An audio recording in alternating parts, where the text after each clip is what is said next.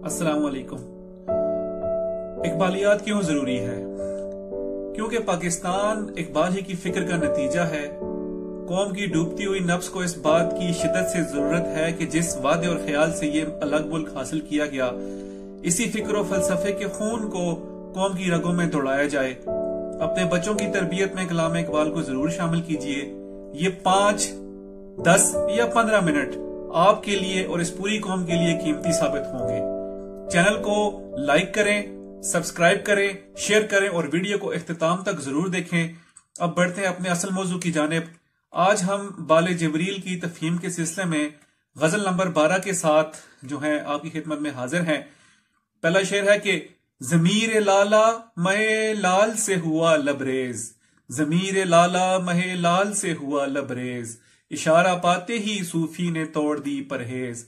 ज़मीर लाला, लाले का बातन, मय लाल यानी सुर्ख शराब, लबरेज यानी लबालब भरा हुआ, पुर मुराद बाहर आ गई, परहेज तोड़ना तोबा को तोड़ना। गुले लाला का ज़मीर यानी दिल रंगीन शराब से लबालब भर गया। सूफी ने यह कैफियत देखी तो शराब से परहेज का किस्सा खत्म कर दिया और पीने के लिए तैयार हो गया। अगला शेर है कि बिछाई है जो कहीं इश्क ने बिसात अपनी, बिछाई है जो कहीं इश्क ने बिसात अपनी, किया है उसने फकीरों को वारस परवेज। बिसात का मतलब होता है बिछोना, दरी और चटाई वगैरह, और फकीर जो होता है मुफलिस, गरीब, और वारिस परवेज बादशाह खुसरो परवेज का वारिस मुराद बड़ी सल्तनत का वारिस। इश्क ने जहां भी अपनी बिसात बचाई, इश्क से मुराद वही इलाही है तो फकीरों और मुफलिसों और बेमाया लोगों को परवेज जैसे शहनशाहों की सल्तनत का वारिस बना दिया। ये खाली दावा नहीं, तारीख इंसानियत का हर सफा इसका गवाह है। यानी जहां भी इश्क के हक यानी वही इलाही होगी, वहां दरवेशों को लाजमन हुक्मरान और फरमा रवाई का दर्जा हासिल हो जाएगा। अरब के सेरा नवर्द इंतहाई सादा फितरत, सादा दिल, जो किसी हुकूमत और सल्तनत से वाकिफ तक न थे, इसकी अजीम मिसाल हैं। इलामा शिबली सूरत नबी में रकम तराज हैं। ये वो जमाना था जब तमाम अरब हदूद शाम से लेकर अदन तक फतह हो चुका था और मदीने की सरजमीन में जरोसेम का सैलाब आ चुका था। वजह क्या थी? इश्क था, वही इलाही यानी अल्लाह के कवानीन की पाबंदी थी। अल्लाह के बंदों को हर किस्म की गुलामी से आजादी की जमानत थी और इसी अदल और एहसान की वजह से परवेज की सल्तनत के वारिस ठहरे अरब के सादा फितरत और सादा दिल लोग। पुराने हैं ये सितारे फलक भी फरसूदा, पुराने हैं ये सितारे फलक भी फरसूदा, जवां वो चाहिए मुझको के हो अभी नोखेज। फरसूदा मुराद घिसा हुआ, पुराना नोखेज यानी नो उम्र। इस दुनिया के सितारे बहुत पुराने हो गए हैं, आसमान भी खासा बोसीदा हो चुका है। मैं इस दुनिया का आरजुमंद हूं जो अभी पैदा हुई हो और उसमें जिद्दत और ताजगी के आसार नजर आए। मुराद यह है कि एक ही तरह की सोच और फिक्र रखने से और एक ही सिमत में सोचने से मेरे इर्द गिर्द लोगों की अकल पर ताले पड़ चुके हैं। अब जब मैं इस कोशिश में मसरूफ हूं कि सदियों से छाई हुई इस गर्द को उड़ा दूं और एक नया जहां पैदा हो, तो ये दकियानूस मेरे आड़े आए हुए हैं और मुझे एक ऐसा जहां चाहिए जो नोखेज हो, जो नया नया पैदा हुआ हो,